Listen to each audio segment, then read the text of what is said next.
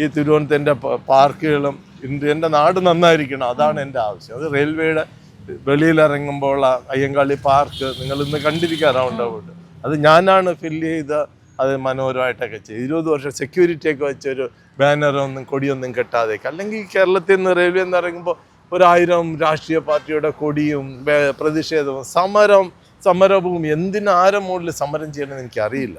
ഈ നാട്ടിൽ സമരം ചെയ്യാൻ ഒന്നുമില്ല. അങ്ങനെ ഉള്ള പ്രതിഷേധ ഫ്ലെക്സുകൾ അത് ജീവിതമാർഗമായിട്ട് മാറ്റി അത് കാണുമ്പോൾ തന്നെ അയ്യോ ഇത് കേരളം ഇങ്ങനെ അതിനെ മാറ്റാൻ വേണ്ടിയിട്ട് ഞാൻ ആദ്യം ആ പാർക്ക് അന്നത്തെ മേയറിൽ നിന്ന് എടുത്ത് 20 വർഷത്തേക്ക് ലോങ് ലീസ് അവരോട് ഞാൻ ഒരു വാക്കേ കേട്ടോളൂ, എനിക്കിവിടെ ഒരു പെർമിഷൻ തരണം, ഈ റൗണ്ട് അബൌട്ടിൽ ഒരു പ്രതിഷേധ ഫ്ലക്സോ രാഷ്ട്രീയ പാർട്ടിയുടെ കൊടികളോ കെട്ടാൻ അനുവദനീയമല്ല. അത് നിങ്ങൾ ഫേസ് ചെയ്യുക. ഞാൻ പറഞ്ഞു നിങ്ങൾ തന്നാൽ ബാക്കി ഞാൻ ഏറ്റു. അങ്ങനെ അവർ അന്ന് ചന്ദ്രിക മേഡം എന്ന മേയർ നല്ല ആണ്, കമ്മ്യൂണിസ്റ്റ് ആണെങ്കിലും നല്ല ലേഡി, അവർക്ക് അറിവുള്ളവരായിരുന്നു. അവർ എനിക്ക് തന്നു. അങ്ങനെ 20 വർഷം ഞാൻ സെക്യൂരിറ്റി വെച്ചിട്ട് ഞാൻ അവിടെ ആ പാർക്കിന് 6 മാസം മണ്ണൊക്കെ ഫില്ല് ചെയ്തിട്ടാണ് ഫൗണ്ടനൊക്കെ ചെയ്ത്.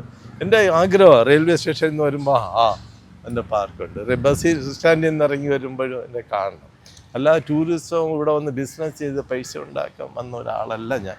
ഒരു മാറ്റത്തിന് വേണ്ടിയിട്ടാണ് ഞാൻ. എൻ്റെ ഇൻ്റർനാഷണൽ എയർപോർട്ടിൻ്റെ വെളിയിൽ നോക്കിയാൽ ആ ലാൻഡ്സ്കേപ്പിംഗ് എല്ലാം ഞാനാണ് ചെയ്തിരിക്കുന്നത്. അന്നത്തെ എയർ ഇന്ത്യ മറ്റേ ഗവൺമെൻറ്റിൻ്റെ ആയിരുന്ന സമയത്ത് ഒരു നിലവിളക്കും നിറവറയൊക്കെ വെച്ച് നമ്മൾ തനി കേരളം നിലനിർത്തുക എന്നുള്ള യാഥാർത്ഥ്യമാണ്.